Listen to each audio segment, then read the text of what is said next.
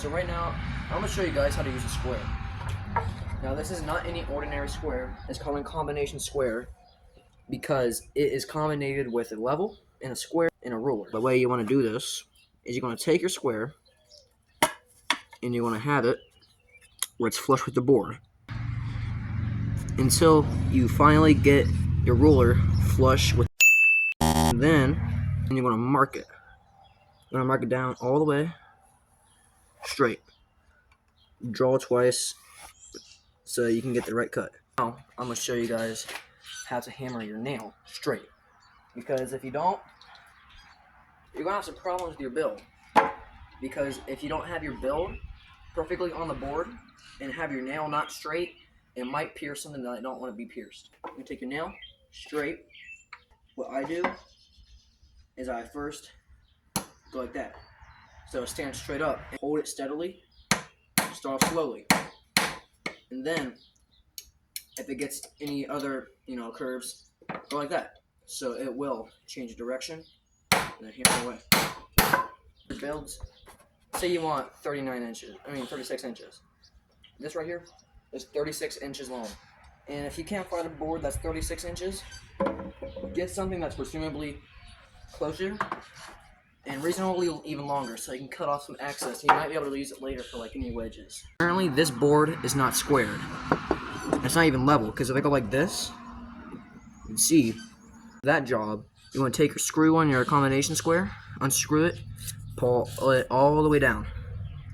So now you can have that lip straight, have it 90 degrees, so you can make it square again.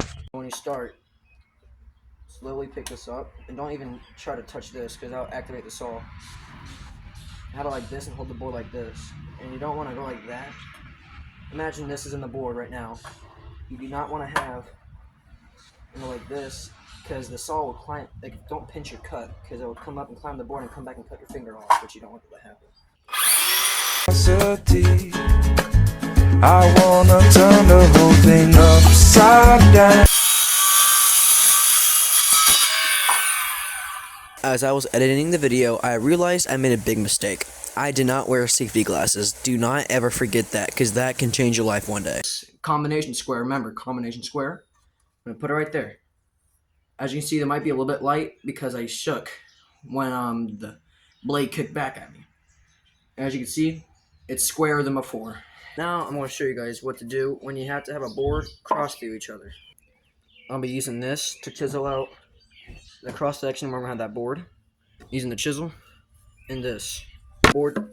Imagine this is on a table. I'm going to mark it here and here, so this can fit in here flush. I do not think you can see my markings well, but there's two lines right here, and I'm going to chisel out those two lines to make sure that board can fit in there flush. So before you put this back in your toolbox, always put this back on here so your tip does not get chipped. Now that looks pretty sharp. So now we're going to go ahead and start chiseling this out. So when you go ahead and do this, you're going to want to start out around the edges so you can actually start chiseling where you need it to chisel at.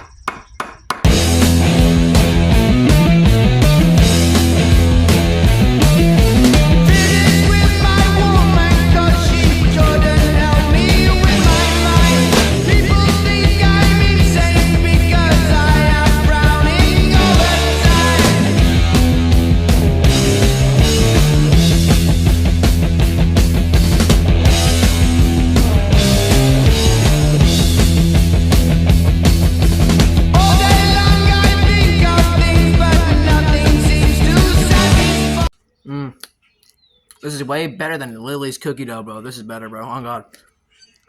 After maybe an hour of excruciating pain, I did it. It's not my best chiseling job I've ever done, but I guess the job done. I went through 2 chisels, so. Now, it's done. You can probably fit your board in there.